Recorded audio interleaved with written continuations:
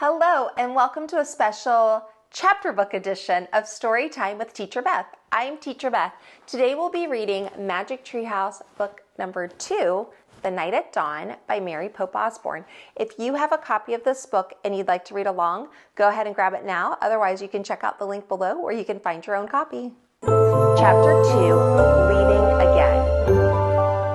No one's here, Annie shouted down. Jack thought about going home. Then he thought about all the books in the treehouse. He started up the ladder. When he was nearly to the treehouse, he saw light in the distant sky. Dawn was starting to break. He crawled through a hole in the floor and took off his backpack.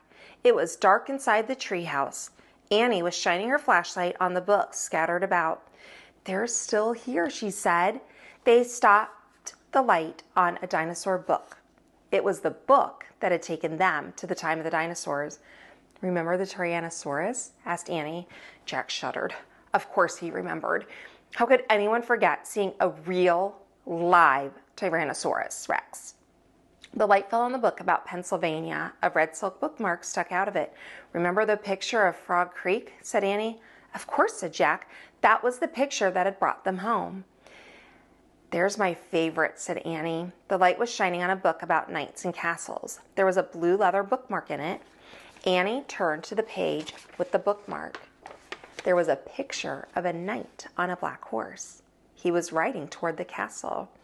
"Annie, close that book," said Jack. "I know what you're thinking." Annie pointed at the knight. "Don't, Annie." "We wish we could see this guy for real," Annie said. "No, we don't," shouted Jack. They heard a strange sound. It sounded like a horse neighing. They both went to the window. Annie shined the flashlight down on the ground. "Oh, no," whispered Jack. "A knight," said Annie. "A knight in shining armor riding a black horse through the Frog Creek woods."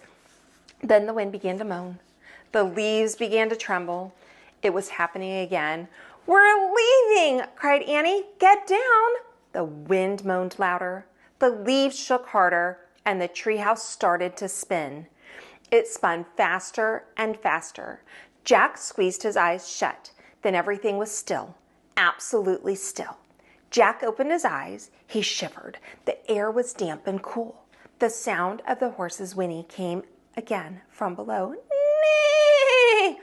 "I think we're here," whispered Annie. She was still holding the castle book. Jack peeked out the window. A large castle loomed out of the fog. He looked around. The treehouse was in a different oak tree, and down below, the knight on the black horse was riding by. "We can't stay here," said Jack. "We have to go home and make a plan first." He picked up the book about Pennsylvania. He opened it to the page with the red silk bookmark. He pointed at the photograph of the Frog Creek woods. "I wish—" "No," said Annie. She yanked the book away from him. "Let's stay. I want to visit the castle." "You're nuts. We have to examine the situation," said Jack. "From home." "Let's examine it here," said Annie. "Come on." He held out his hand. "Give it." Annie gave Jack the book. "Okay, you can go home." "I'm staying," she said. She clipped the flashlight to her belt. "Wait," said Jack. "I'm going to take a peek."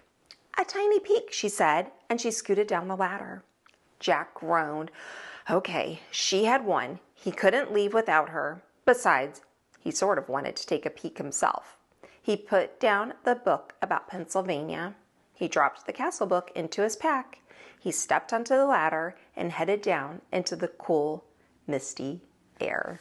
Thank you for joining me for this chapter of The Night at Dawn by Mary Pope Osborne. Make sure you like, subscribe, and ring that bell, and I'll see you next time on Storytime with Teacher Beth. Bye.